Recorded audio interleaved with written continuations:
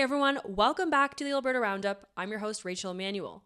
Today, we are going to a town hall on the situation in Chestermere. Last week, I interviewed former Chestermere Mayor Jeff Colvin as well as former City Councillor Stephen Hanley. They were dismissed along with 2 other City Councillors and 3 CAOs by Municipal Affairs Minister Rick McIver. And they're saying that they were dismissed after looking into allegations of corruption in the city of Chestermere. And now they're trying to get their jobs back. I went to this town hall in which they were speaking about the situation to see what some of you guys think and whether or not you support Mayor Colvin. Let's take a look. Hey everyone, it's Rachel Emmanuel with True North. I'm here in Calgary where the former mayor of Chestermere, who was dismissed by Alberta Municipal Affairs Minister Rick McIver, is here for a town hall with some of his councillors to explain why they were dismissed and why they think it's wrong. I interviewed them last week on my show. We'll play a couple clips for you guys. You can also go back and watch that episode. But I did get the chance to talk to some people about why they're here tonight. Let's go check it out. Come on. What do you think of the situation with the mayor, 3 CAOs, and the city councillors being dismissed by Municipal Affairs Minister Rick McIver? Well, I think Rick McIver completely misunderstood what the Chestermere people like and want. And we definitely like Mayor Colvin and what he's been doing for us, and we really think that Rick McIver overstepped his bounds. Well, I think it's unlawful.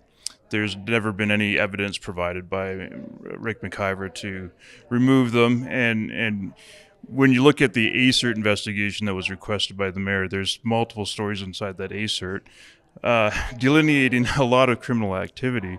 And so for the minister to come in and remove the mayor and then for that ACERT investigation to disappear, I mean, when you look at Criminal Code 139.2, it sure looks like a criminal offense to me.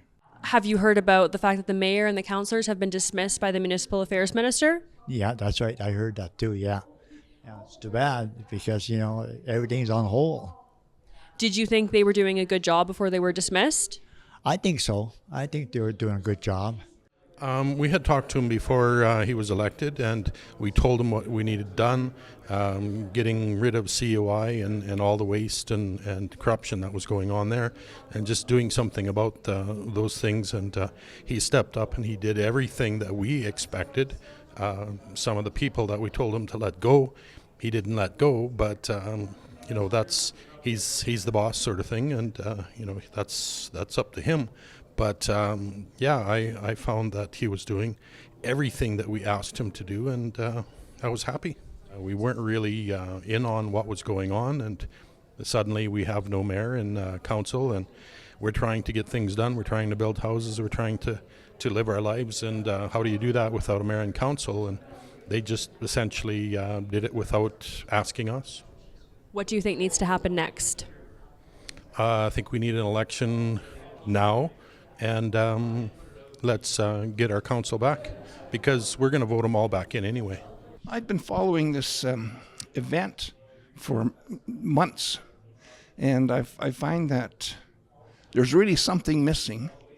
When you try to get to the detail, the Alberta government really is disappointing to me. I think Smith is good, but when it comes down to trying to deal with this kind of stuff, it's like there is no one to talk to.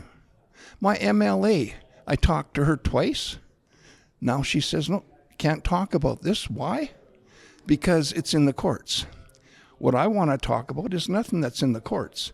It's what's out in public. It's the Cuff report. I've read that thing twice, maybe 3 times. You think I can't understand it. Put it in terms of what common people can understand. And I just really think some disservice has been done to the people in Chestermere. So you feel that the mayor was doing a good job rooting out corruption. Why then do you think that Minister McIver dismissed him? Corruption. You think the minister is corrupt? Yes. His brother-in-law is previous mayor, and he wants his brother-in-law back in. And when I came into my office was completely clean. So what I mean by that is not a piece of paper, not a pen, not a paper clip, not a notepad, not some files in the drawers that what was the past projects the mayor was working on? There was nothing, not a thing.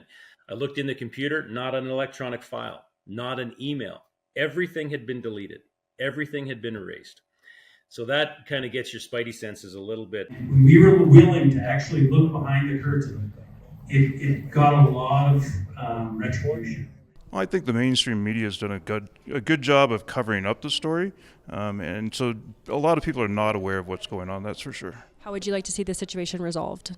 McIver should resign, and Jeff and the other councillors, they have to be reinstated because they were deprived of their right to due process. I'd like to see Colvin and the councillors reinstated, but I think we need to even wind it back further, because I'd like to know what's going on with the province and why they kicked out Colvin. I'd like to know the detail behind the report in a more understanding method. I'd like them to explain it to us and explain what were the reasons they got rid of the councillors and Jeff. I would like to see Daniel Smith get involved personally and clean this mess up, because it really is a mess. There's a lot of corruption going on, and there's nothing being done about it.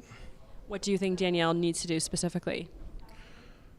Fire Rick McIver for starters, and then we need a full encompassing independent third-party criminal investigation into these matters.